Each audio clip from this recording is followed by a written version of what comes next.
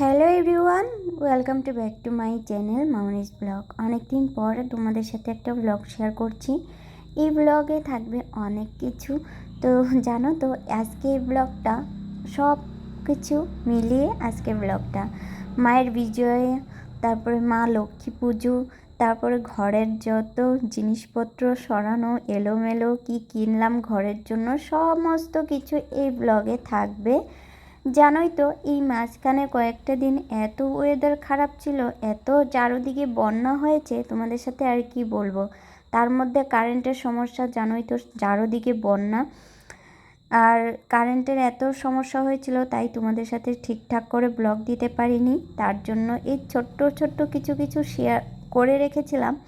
আর ছেলের অসুস্থর কারণে কিন্তু শেয়ার করা হচ্ছিল না, তো ভাবলাম তোমাদের সাথে এই ছোট্ট ব্লগের মাধ্যমে টোটালটাই শেয়ার করার চেষ্টা করব। আজকে জানো তো ওই রুমের জন্য একটা কিছু আলমারি কিনতে যাব। ওই তোমাদেরকে বললাম না যে পুজোর সময় আমি ওই চোকেসটা চেঞ্জ করব, তার জন্যই কিন্তু এই যে ছোট্ট গডরেজটা নিয়েছিলাম। আর তাতেই রাস্তাতেই গাড়িটা খারাপ হয়ে গেল।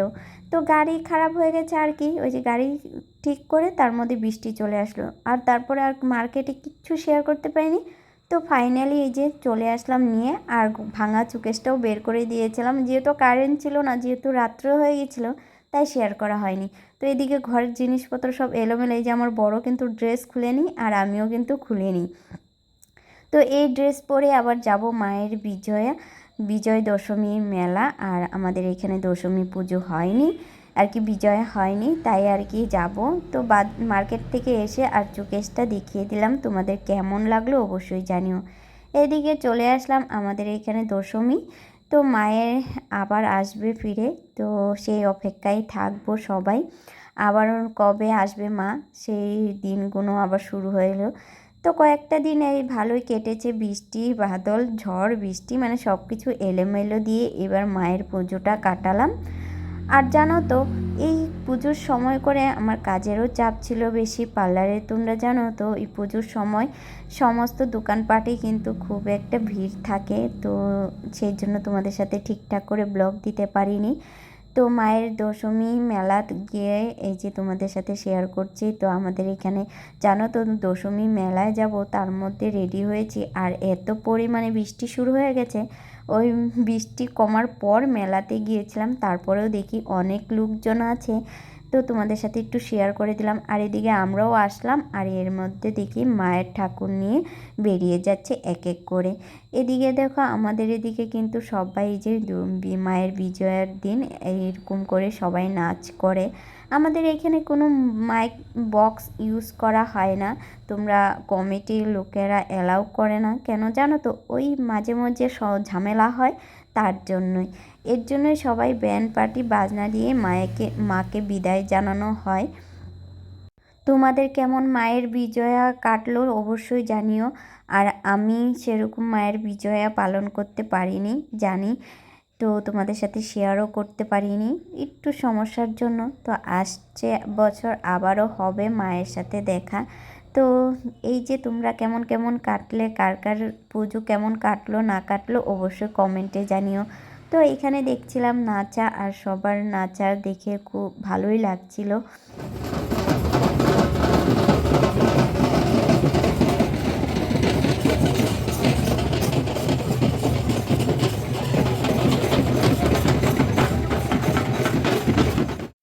আগে মাকে দেখে নিলাম, তো ভাবলাম যাই হোক একটা রাউন্ড দিই, বেশিক্ষণ থাকবো না।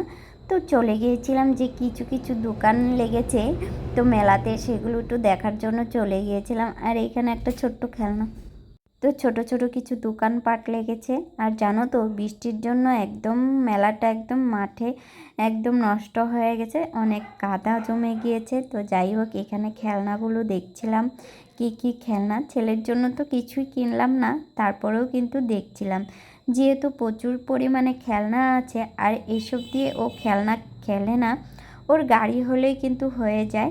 আর এদিকে আমি একটা দেখছিলাম, একটা জল খাওয়ার ঝাড় নিব মানে জগ নিব, সেটাই দেখছিলাম। আর এত দাম বলছিল, সেজন্য আর আমার বর বলছে থাক, এত দামের মগটা তোমাকে নিতেই হবে না। আমি বললাম কেন? বলছে এটার কিন্তু এত দাম নাই, যেহেতু কয়েকদিন আগেই কিন্তু আমি একটা মগ নিয়ে আসছিলাম, ওই মগটা নিয়েছিল 70 টাকা। তোমাদের সাথে শেয়ার করেছিলাম মগটা, আর এই মগটার দাম বলছিল জানো তো ওই 130 টাকা। তো ভাবো কতটা ডিফারেন্স। তো মেলাতে মানুষে কিনে কিন্তু এত পরিমাণে দাম নিয়ে থাকে, তার জন্য কিন্তু মেলার থেকে আমি সেরকম কিছু কিনি না। মাঝে মধ্যে ওই টুকিটাকি পছন্দ হলে সে কিনে নিয়ে আসি, আর না হলে কিন্তু আসি না। তো যাই হোক, মায়ের বিদায় তো কাটালাম, তারপরে আর কি মাঝখানে অনেকটা গ্যাপ পড়ে গিয়েছিল, বৃষ্টি ওয়েদার। তো যাই হোক, ফাইনালি এই যে লক্ষ্মী পুজোর দিন মাকে পুজো দিব ঘরে। তোমরা সবাই জানো মা লক্ষ্মী আর আসছে মানে ঘরে মা লক্ষ্মীকে তো একটু পুজো দিতেই হবে। তো তার জন্য যখন এই মায়ের লক্ষ্মী পুজোটার আসনটা পাতবো, তখন এই যে ওয়ালটার পাশে দেখছিলাম আর এত খারাপ লাগছিল, তখন বরকে বললাম যে একটু রং করলে ভালো হতো না। তখন বলছে যে তুমি করবা, যে ওয়ালটা যে আমাদের খারাপ হয়ে গেছে, মানে জল পড়ে পড়ে ওই বাইরে যে সেটা আছে, স্ল্যাবটা আছে, ওখানে জল জমে জমে কিন্তু আমাদের ওয়ালটা অনেকটাই খারাপ হয়ে গেছে ওই বিছানার সামনে। ওই পুটিংগুলো কিন্তু উঠে উঠে যাচ্ছিলো, আর দেখতে এতটাও খারাপ লাগছিল, আর তোমাদেরকে কি বলবো। তো বরকে বলছিলাম মায়ের পুজোর দিন ঘরটাকে একটু সুন্দর করলে হয় না?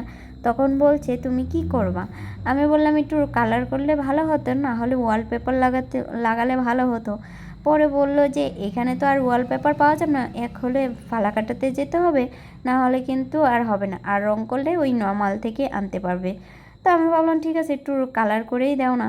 তখন বলছে আচ্ছা ঠিক আছে। তো ঝটপটে গিয়ে কিন্তু কালার নিয়ে আসলো, আর এদিকে কিন্তু কালার করা শুরু করে দিয়েছে। আর এই মা লক্ষ্মী পুজোর দিনের আগের দিন থেকে আমাদের এখানে কারেন্টের তার ছিঁড়ে গিয়েছিল, আর মোবাইল অফ ছিল, তাই তোমাদের কোনো ভিডিও এডিট করতে মানে শ্যুটই করতে পারিনি। তারপর এই যে দেখি কারেন্ট আসলো, আমার বর কালার করছিল, তার মধ্যেই কারেন্ট আসছিলো। তো ঝটপট করে মোবাইলটা একটু চার্জ দিয়ে তোমাদের সাথে এই যে ভিডিও শুরু করলাম, দেখানোর চেষ্টা করলাম। আর এদিকে দেখো সকাল সকাল কিন্তু মায়ের বাজার কি কি লাগবে সেটা কিন্তু তোমাদের দাদাভাই বাজার থেকে নিয়ে আসলো। আর এই ঘরের কাজ কমপ্লিট করে তারপরে কিন্তু মায়ের জন্য অনেক কিছু করতে হবে, একা হাতেই সমস্ত লক্ষ্মী পুজোর আয়োজন করব। তোমরা কারা কারা নিজের হাতে করেছো অবশ্যই জানিও। তো আমি সেরকম কম সময়ের মধ্যে যতটা পেরেছি ততটা কিন্তু মায়ের জন্য আয়োজন করেছি। আমি জানি মা ভুল ত্রুটি হলে আমাকে ক্ষমা করে দিবে। আর এদিকে দেখো আমি কোনো মানে ঠাকুরমশাই আনিনি, তো আমি নিজেই আর কি ঘরে পাঁচালি পরেই কিন্তু পুজোটা সম্পূর্ণ করেছি। আর মায়ের পুজোর জন্য আমার মোটামুটি আমার বর হাতে হাত লাগিয়ে একটু সাহায্য করে দিয়েছে, তাই কিন্তু করে নিয়েছি। আর আমাদের মধ্যে কিন্তু আলপনা দিতে নেই, এটা আমার শ্বশুরবাড়িতে নিয়ম নেই। কার কার নিয়ম নেই অবশ্যই জানিও, আমাদের মধ্যে নেই কিন্তু। তো আমার খুবই ইচ্ছে করে আলপনা দেওয়ার, কিন্তু কি বলো তো ওই আলপনা দেওয়ার নিয়ম নেই বলে তো পরের বার থেকে মানে দুদিন আগেই কিন্তু আলপনা করে রাখবো। সেটা আমি শাশুড়ি মাকে বলেছি যে কদিন আগে যদি আলপনা করে রাখি তো সমস্যা হবে।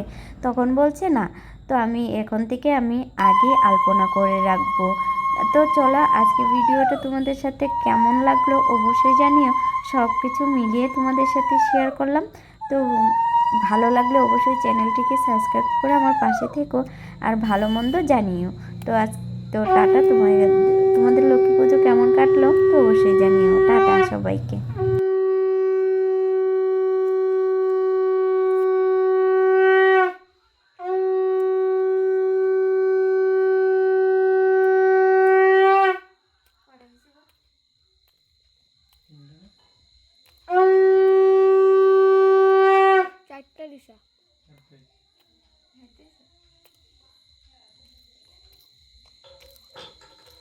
যেহেতু আমার শাশুড়ি মাও আলাদা থাকে, তো আমরাও আলাদা হয়ে গেছি, তাই আর কি লক্ষ্মী পুজোটা একসাথে করলাম না, আলাদাই করলাম। তো চলো।